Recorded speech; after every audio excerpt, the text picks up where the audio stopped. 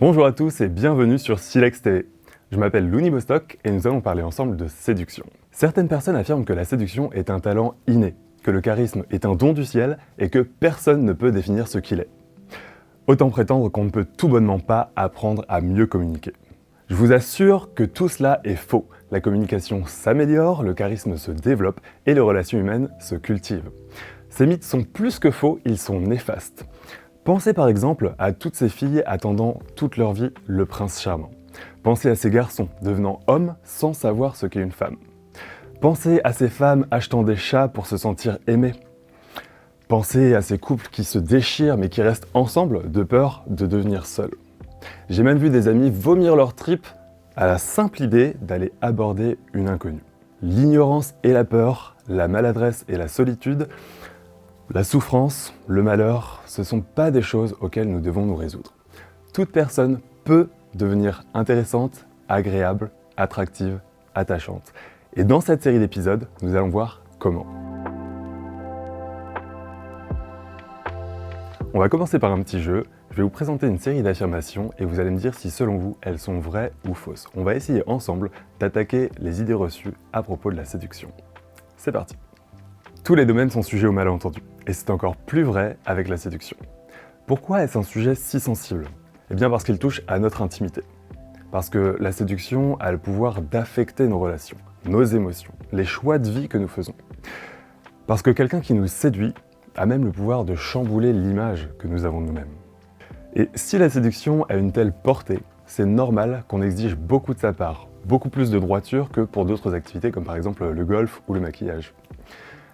Avant d'entrer dans le vif du sujet, j'aimerais donc, si vous le voulez bien, qu'on écarte ensemble un certain nombre d'idées reçues à propos de la séduction. Pour ça, je vous propose de jouer avec moi à un petit jeu. Parmi les affirmations suivantes, essayez de démêler le vrai du faux. Prenez une feuille et un crayon. Immédiatement après chaque phrase, vous pouvez noter V si vous pensez que l'affirmation est vraie, ou F si vous pensez qu'elle est fausse. Première affirmation. La séduction, ça ne s'apprend pas. Vous avez répondu, voyons ça ensemble, eh bien c'est faux. La séduction, cela s'apprend. C'est comme une langue, c'est comme une danse, elle a ses traditions, ses règles, ses codes, ses subtilités et ses mystères. Mais elle répond à des besoins naturels bien connus, en psychologie, en sociologie, etc. Qu'ils soient physiques, qu'ils soient psychologiques. Par exemple, le besoin de sécurité, le besoin de se sentir important, le besoin de se reconnaître chez l'autre, le besoin de tendresse, le besoin de sexualité, etc. Quand on apprend à les satisfaire, théoriquement, et qu'on s'entraîne à le faire sans arrêt, on développe un savoir-faire qui nous guide intuitivement dans nos relations aux autres. Séduction et drague sont deux choses bien distinctes. Eh bien là, c'est vrai. Étymologiquement, le mot drague provient du nom d'un instrument que l'on accrochait au bateau pour racler les fonds marins et prendre les poissons dans une nasse. Alors que le mot séduction vient probablement de l'origine latine seducere, ce qui signifie conduire vers soi. Autrement dit, tandis que la drague consiste à piéger l'autre et à l'accrocher presque de force, la séduction, elle, consiste à rayonner pour plaire et pour attirer naturellement son entourage. Vous reconnaîtrez que c'est une dynamique beaucoup plus respectueuse et beaucoup plus élégante. Eh bien, c'est vers cette dynamique qu'on va essayer de tendre ensemble. Troisième affirmation. Seuls les hommes font acte de séduction. C'est évidemment faux. Si les hommes sont, comme dans le reste du règne animal, ceux à qui l'on attribue la charge du premier pas, comme vous le savez souvent, les femmes séduisent elles aussi bien sûr, en jouant sur l'apparence et les manifestations subtiles d'intérêt. C'est d'ailleurs la différence entre l'approche active et l'approche passive. De plus, les femmes modernes s'émancipent des vieux schémas et nous font l'honneur de nous aborder en toute liberté, ce qui nous arrange bien. Quatrième affirmation. La première impression est déterminante. Là encore, c'est vrai. Différentes expériences en psychologie, et notamment celle menée par Solomon Asch au milieu des années 1940, suggèrent que la première impression est fondamentale dans le jugement que l'on se fait d'une chose ou d'une personne.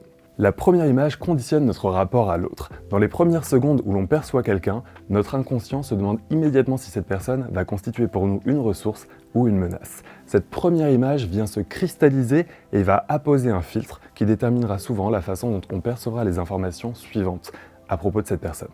Cinquième affirmation, la solitude tue. Là encore, sachez-le, c'est vrai. Méfions-nous de la solitude. En 2010, des chercheurs de la Brigham Young University, dirigés par Julian Lundstad, ont compilé les données de 148 études, ce qui représente un échantillon de 310 000 personnes environ, en questionnant l'impact de la solitude sur la mortalité. En conclusion, l'équipe affirme que, quel que soit leur sexe, leur âge, leur état de santé initial ou leur cause de décès finale, la probabilité de survivre est accrue de 50% chez les individus ayant des relations sociales solides. Autrement dit, inscrivez-vous dans des relations solides et vous augmentez de 50% vos chances de survie. Pour vous donner une idée, la cigarette tue moins que la solitude. Sixième affirmation. Pour séduire, il faut être le plus beau ou la plus belle. C'est faux. La beauté, certes, séduit. Elle est un atout, mais elle séduit différemment les hommes et les femmes. Les hommes, par exemple, sont plus visuels et ils puissent davantage dans le visage et dans le corps des femmes une source de désir et d'excitation. A l'inverse, les femmes sont plus émotionnelles et d'ailleurs elles ferment plus souvent les yeux que les hommes en faisant l'amour. Et elles attachent plus d'importance au statut social, à l'intelligence et à la sensibilité. Septième affirmation. Savoir ce que l'on veut constitue un atout majeur pour séduire. Et cette fois-ci, c'est vrai. Avoir conscience de sa propre valeur, développer ses standards, c'est-à-dire savoir quels sont vos critères de sélection, cela vous permet de ne pas être la personne qui va courir après n'importe qui. Vous n'allez pas être trop needy, comme disent les anglo-saxons. C'est ce qu'on appelle faire du pricing, c'est-à-dire vous remettre en valeur. Au lieu d'aller avec des personnes avec qui vous ne vous entendez pas, avec qui vous communiquerez moins bien, eh bien vous serez tout simplement plus sélectif et vous filtrerez les personnes avec qui vous avez envie de vous rapprocher. Huitième affirmation, séduire, c'est mentir. Cela, c'est faux. Le principal ingrédient du charisme dans tous les livres et dans toutes les études que vous pourrez visiter et consulter, c'est la cohérence personnelle.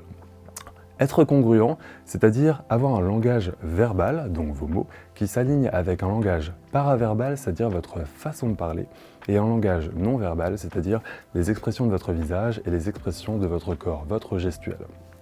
Le fait d'avoir une cohérence personnelle, c'est-à-dire d'être aligné entre vos valeurs, vos aspirations, vos choix de vie, vos pensées, vos jugements, votre façon de parler, est quelque chose qui va rassurer. Vous allez diriger toute votre énergie vers un même objectif, vers un même propos. Vous aurez beaucoup moins ce qu'on appelle de conflits internes et votre stabilité émotionnelle s'en ressortira grandie. Autrement dit, la séduction n'est pas un mensonge. Il ne s'agit pas d'être quelqu'un d'autre, mais bien d'être meilleur chaque jour. Neuvième affirmation. La séduction est une manipulation. Là encore, c'est faux. Qu'est-ce que la manipulation mentale ? Ça définit la capacité d'un individu A à exercer une emprise sur un individu B et à déclencher des actions de sa part qui n'auraient pas été mises en œuvre sans l'intervention de A. En réalité, en matière de séduction, les choses se passent différemment. Séduire, c'est attirer l'autre, le charmer, mais il garde sa personnalité, il conserve son libre arbitre. Et c'est d'ailleurs ce qui fait le charme de la séduction. C'est un jeu qui se pratique à plusieurs, où chacun a des cartes à jouer pour tenter l'autre. Et si on joue bien, c'est un jeu gagnant-gagnant. Dixième affirmation, l'excitation sexuelle des hommes et des femmes ont des sources différentes.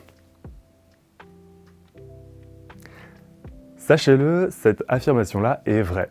Les hommes sont beaucoup plus mécaniques, beaucoup plus visuels dans la façon dont ils vont tirer leur désir sexuel, tandis que les femmes sont à la fois visuelles, tactiles et également beaucoup plus émotionnelles que nous. Onzième affirmation. Les séducteurs sont de beaux parleurs. Cette fois-ci, ça peut être à la fois vrai et faux. Mais sachez ceci, celles et ceux qui adorent s'écouter parler sont très souvent trop autocentrés. Or, séduire, c'est aussi donner à l'autre une certaine importance, le ou la mettre en valeur, l'écouter, le prendre en compte ou la prendre en compte, l'aider à se construire grâce à vous, le ou la grandir, à l'aider à se révéler. Les beaux parleurs sont un peu un cliché, mais à moins de s'intéresser à des personnes vides ou des personnes faibles d'esprit, les vrais séducteurs écoutent souvent beaucoup plus qu'ils ne parlent. Affirmation numéro 12. L'interprétation d'une communication dépend de 7% des mots, de 38% de la voix et de 55% du langage corporel. Cette affirmation est fausse. Vous en avez déjà peut-être entendu parler. Il s'agit de la fameuse étude du professeur Albert Mehrabian, datant des années 60, qui a totalement été mal interprétée. En réalité, cette étude ne portait que sur la communication des sentiments. Mais si par exemple deux informaticiens discutent ensemble dans un langage technique, la tonalité de leur voix ne changera rien au sens fondamental de leur message. L'importance des mots, de la voix et du corps est très difficile à mesurer.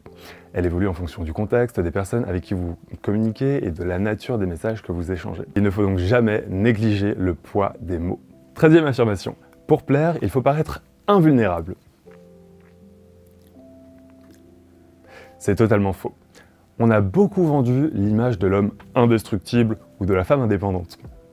Mais chacun veut se sentir utile, chacun veut constater qu'il a un réel impact sur l'autre, qu'il compte pour lui. Et tout le sens de l'intimité va consister en fait à se dégager progressivement des masques que l'on porte, pour se montrer tel que l'on est, avec ses forces, avec ses faiblesses, qui peuvent évidemment s'avérer touchantes et utiles pour renforcer les liens. 14e affirmation, les femmes préfèrent les hommes de grande taille. Cette affirmation est vraie. C'est injuste, et on ignore pourquoi les choses sont ainsi. Dans l'enquête intitulée National Child Development Study, il est montré que les hommes plus grands ont de plus grandes chances de se reproduire que les hommes petits. Et la taille idéale, il apparaît qu'elle serait de 182 cm. De plus, les hommes de grande taille accèdent plus facilement à des postes à responsabilité. Deux hypothèses coexistent actuellement pour expliquer tout ça. Premièrement, les femmes tireraient cette préférence de l'évolution. Elles auraient une inclination pour les hommes protecteurs. Deuxièmement, les femmes préfèrent les hommes qui réussissent bien socialement, et cette chose-là est corrélée, donc comme on l'a vu, aux hommes de grande taille. 15e et dernière affirmation, un séducteur doit tout donner et être prêt à tout. C'est totalement faux. Le séducteur, la séductrice, les personnes séduisantes sont plus souvent des leaders que des suiveurs. Or, les leaders sont supposés avoir une vision, respecter des principes, suivre un cap et ne pas courir après n'importe qui, n'importe quand, à n'importe quel prix. Voilà, notre petit jeu touche à sa fin. Je ne sais pas si on a démonté ensemble quelques clichés, quelques idées reçues que vous aviez sur la séduction, mais ça aura eu le mérite de mettre au clair certaines connaissances de base. J'aimerais maintenant vous présenter 4 principes à retenir absolument pour démarrer votre initiation à la séduction. Méditons ensemble ces quelques principes que l'expérience nous enseigne en matière de relations humaines. Vous allez chercher le sens profond de ces principes, de ces postulats. Essayez ensuite de trouver dans votre parcours des expériences qui appuient ces idées. J'aimerais que vous vous concentriez sur les sentiments que ces expériences vous procurent. Et si vous le voulez bien, essayez d'imaginer comment les principes suivants pourront améliorer vos futures relations. Principe numéro 1. Il n'y a pas de justice en amour. Principe numéro 2. La première personne à séduire, c'est vous-même. Principe numéro 3, très important, l'amour ne se réclame pas. 4e et dernier principe. Nos relations sont aussi fragiles que précieuses. C'est la fin de cet épisode, je vous laisse méditer sur ces 4 principes et on se retrouve dans l'épisode numéro 2.